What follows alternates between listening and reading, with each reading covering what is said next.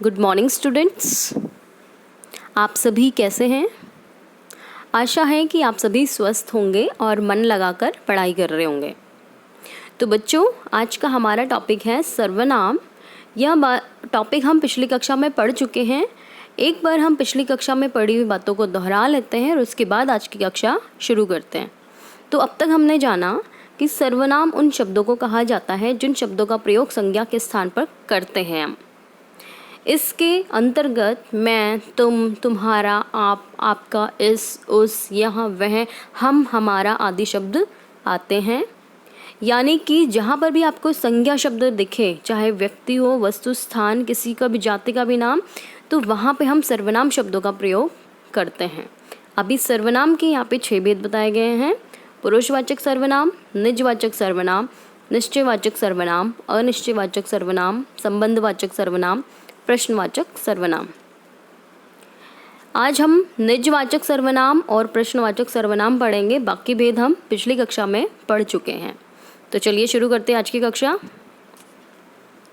प्रश्नवाचक सर्वनाम, जिन सर्वनाम शब्दों का प्रयोग प्रश्न पूछने के लिए किया जाता है उसे हम प्रश्नवाचक सर्वनाम कहते हैं। जैसे कौन पढ़ा रहा है, प्रश्नवाचक सर्वनाम चिन्ह। क्या खा रहे हो, प्रश्नवाचक चिन्ह।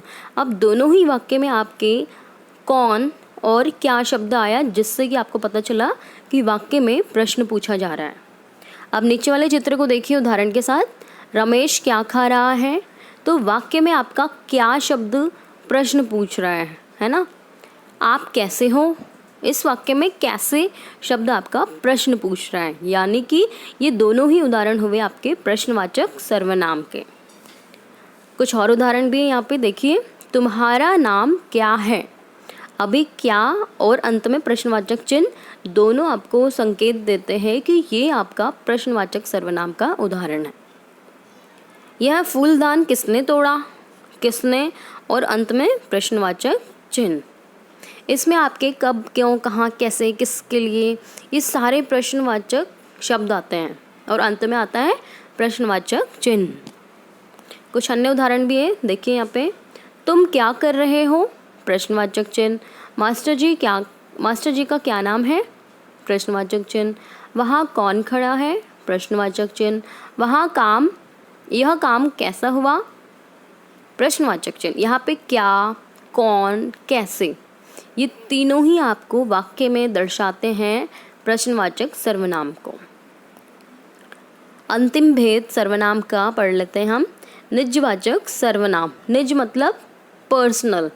जब हम एक व्यक्ति के लिए इंडिविजुअली बोलते हैं, व्यक्तिगत रूप से, उन शब्दों को कहते हैं हम निजवाचक सर्वनाम। जैसे कि जब आप शब्द का प्रयोग स्वयं के अर्थ में किया जाता है तब आप शब्द का निजवाचक सर्वनाम होता है। जैसे मैं आप चला जाऊंगा, वह आप खा लेगा, या कह लीजिए वह अपने आप खा लेगा, सेम बात है। इन शब्दों में आप या अपने आप या स्वयं, ये तीनों ही अर्थ में आपको निजवाचक सर्वनाम का बोध होता है। अब इस वाक्य को देखिए नीचे चित्र के साथ। मैं खुद फ़ोन कर लूँगा। खुद, तो खुद आपका जो शब्द है आपको दर्शाता है निजवाचक सर्वनाम को।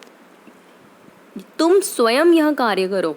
स्वयं यानी कि अपने आप, है ना, इंडिविजुअली, तो स्वयं शब्द आपका निजवाचक सर्वनाम हुआ। कुछ और उदाहरण भी है। मैं पढ़ाई अपने आप करूँगा, तो यहाँ पे आप शब्द क्या है आपका निजवाचक सर्वनाम। मैं ये काम अपने आप कर लूँगा, तो अपने आप, तो आप शब्द क्या हुआ, अपने लिए प्रयोग में ले रहा है ना व्यक्ति, तो इसलिए आपका ये हुआ निजवाचक सर्वनाम। कुछ अन्य उदाहरण भी है, देखिए। मैं अपना कार्य स्वयं करता हूँ। मेरी माता भोजन अपने आप बनाती हैं, उसे अपना काम खुद करने दो। वह गया है तो अपने आप आ जाएगा। यानी कि स्वयं, अपने आप, खुद, आप, स्वतः, ये सारे शब्द जो होते हैं आपके निजवाचक सर्वनाम को दर्शाते हैं। यानी व्यक्तिगत रूप से बात होती है, इंडिविजुअली। अब महत्वपूर्ण तथ्य और स्मरणीय बिंदु, यानी कुछ महत्वपूर्ण बातें थी इस टॉपिक में जो आपको हमेशा याद रखनी है। संज्ञा के बदले आए शब्द को हम सर्वनाम कहते हैं। इसके 6 भेद हैं। पुरुषवाचक सर्वनाम के भी 3 भेद हैं, उत्तम पुरुष, मध्यम पुरुष और अन्य पुरुष। ये तीनों बातें आपको हमेशा याद रखनी है सर्वनाम में। तो चलिए देखते हैं बच्चों आपको पाठ कितना समझ आया है। आओ देखें कितना सीखा। निम्नलिखित सर्वनाम शब्दों को अपने वाक्यों में प्रयोग कीजिए।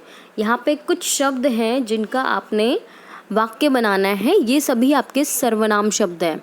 तुम, हम यहाँ पे पूछ सकते हैं कि तुम कब आए, है ना। ठीक है, तो यहाँ पे आपका जो सर्वनाम शब्द है तुम, यह, वह, कौन, खुद, इन सभी का आपने अपने अकॉर्डिंगली वाक्य बनाना है। तो यहाँ पे आपको आपका एक गृह कार्य है जो कि आपको खुद करना है कॉपी में। अगली कक्षा में हम मिलेंगे नए टॉपिक के साथ। तब तक के लिए धन्यवाद।